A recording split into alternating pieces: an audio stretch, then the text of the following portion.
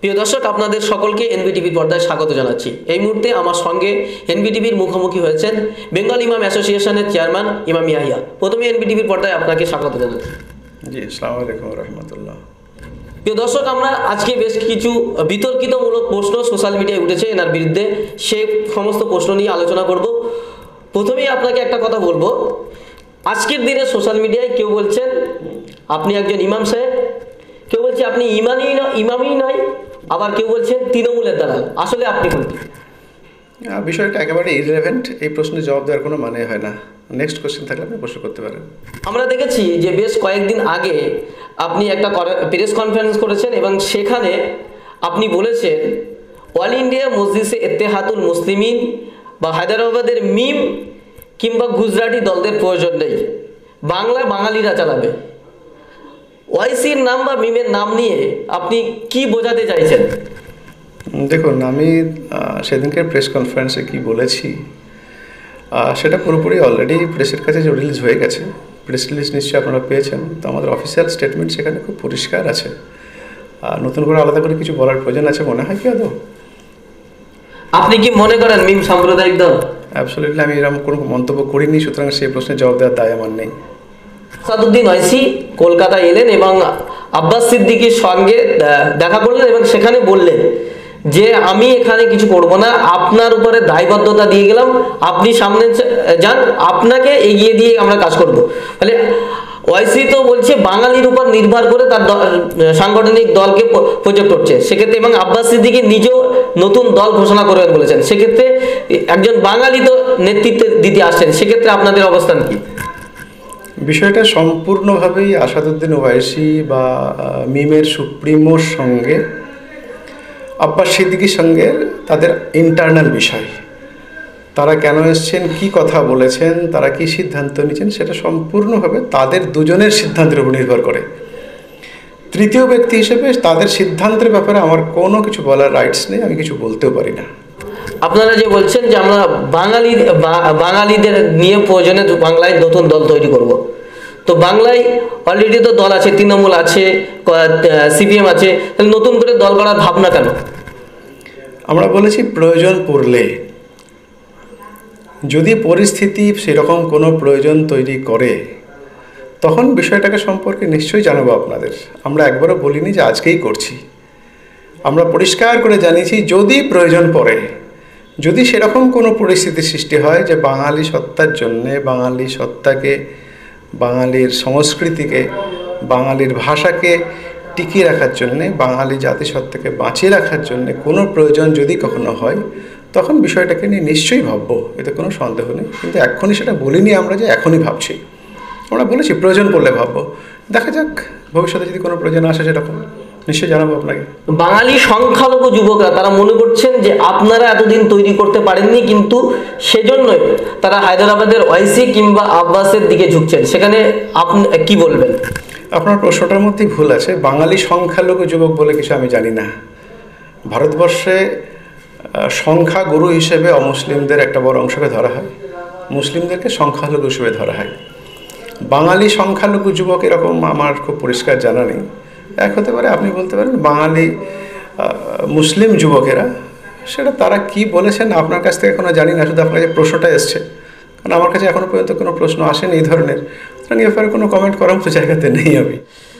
আপনারা বলছেন যে আমরা বাঙালি সত্তা দিয়ে কাজ করছি বা বাঙালি জাতীয়তাবাদ দিয়ে, কিন্তু এনআরসি বা সিএ নিয়ে বেঙ্গল ইমাম অ্যাসোসিয়েশনের তেমন কোনো ভূমিকা দেখা যায়নি, কি বলবেন?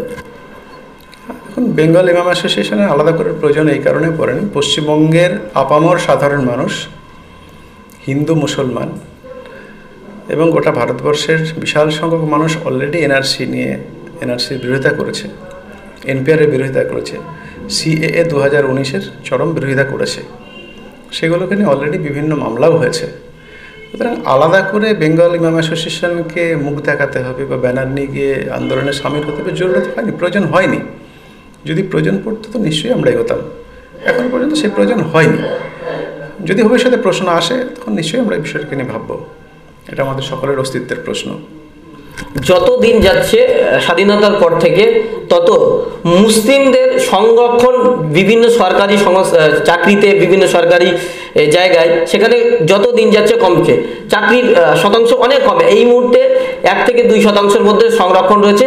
সেক্ষেত্রে আপনারা এ নিয়ে কোনোদিন কথা বলেনি? যখন এই মুসলিমদের সংরক্ষণ নিয়ে মিম রাজনীতি করতে আসছেন, তখন আপনারা বিরোধিতা করছেন কেন? দেখুন, বিষয়টা হচ্ছে একেবারে একটা সরকারি নীতির প্রশ্ন, এবং সেজন্য বিভিন্ন রাজনৈতিক দল আছে, মুসলিমদের বেশ কিছু সংগঠন আছে যারা ইতিমধ্যে এইগুলোকে নিয়ে সোচ্চার। বিভিন্ন সরকারের যে সমস্ত পলিসি সেগুলোর বিরুদ্ধে তারা ইতিমধ্যেই সোচ্চার। পলিসিগত কোনো ত্রুটি বিচ্ছুতি থাকলে এবং টেকনিক্যাল যে সমস্ত ত্রুটি বিচ্ছুতি সরকারের থাকে সেগুলোকে নিয়ে অলরেডি বিভিন্ন সংস্থা, বিভিন্ন সংগঠন, বিভিন্ন রাজনৈতিক অরাজনৈতিক সংগঠন ইতিমধ্যেই সোচ্চার।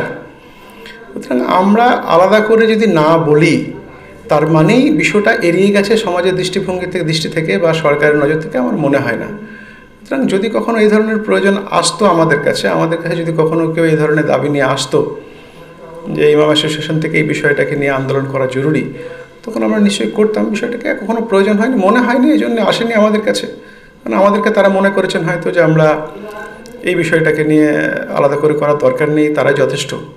তো আলহামদুলিল্লাহ, আমি দেখেছি, আপনিও দেখেছেন যে বিভিন্ন রাজনৈতিক অরাজনৈতিক সংগঠন বিষয়গুলোকে নিয়ে অলরেডি রাস্তায় আন্দোলন করছেন। মুসলিমদের বেশ কিছু ক্ষোভ আছে, বঞ্চনার আছে, এই ক্ষোভ আছে, সেগুলোকে আমরা বুঝি, কিন্তু আমরা সেটাকে ইতিমধ্যেই হিন্দু মুসলিমে ভাগ করতে চাইছি না। কোথাও একটা সরকারি পলিসি থাকা জরুরি, যেটা যারা কি বলবো প্রিভিলেজ পাচ্ছে না, যাদের কাছে প্রিভিলেজটা পৌঁছাচ্ছে, এই দুটো ক্লাস সম্পূর্ণ আলাদা হয়ে গেছে।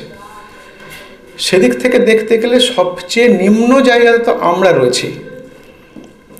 ইমাম সংস্থার যে সমস্ত মেম্বাররা আছেন বা যারা মেম্বার নন, যারা মসজিদ ইমামতি করেন, যদি আপনি মুসলিমদের বঞ্চনার কথা বলেন, যদি মুসলিম সোসাইটি সরকারের বিভিন্ন সুযোগ সুবিধা থেকে বঞ্চিত হয়, তার থেকে তো আরও বঞ্চনার লিস্ট ইমাম সাহেবরা রয়েছেন, তারা সোসাইটির মধ্যেখান থেকে তো বঞ্চিত।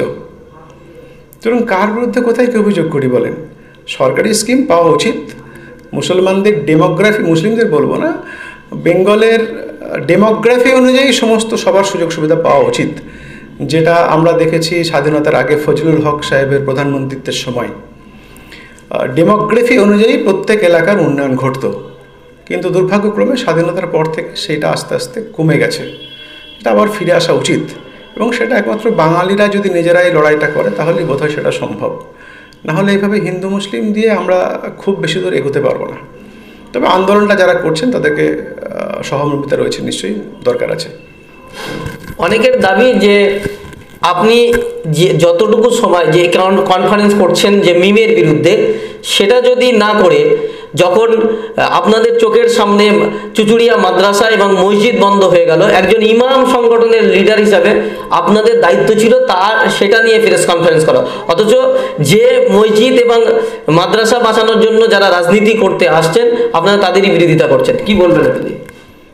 দেখুন, বিষয়টাকে যতটুকু আমি জানি, যতটুকু তথ্য আছে আমাদের কাছে, বিষয়টা একটা অন্য বিতর্কের বিষয়।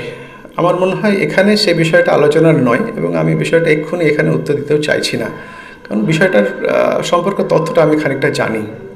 আপনি কি মনে করেন যে বর্তমান যে শাসক দল পশ্চিমবঙ্গে রয়েছে তাদের বাঙালিদের সমস্ত দাবি দাবা বা বাঙালিদের যে যা কিছু পাওয়ার দরকার বা যা চাহিদা আছে ঠিকঠাকভাবে পূরণ করছে? সম্পূর্ণ সহমত নই। পশ্চিমবঙ্গ সরকার বাঙালির সমস্ত দাবি পূরণ করছে, এটা বললে সত্যের অপলাপ বলা হবে।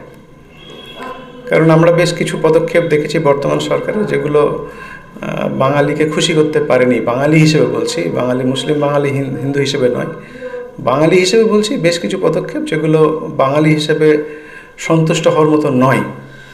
এবং সবটা তারা বাঙালিকে সন্তুষ্ট করতে পারছেন, এটা আমার মনে হয়, বিশ্বাস করছি না আমি। বলুন।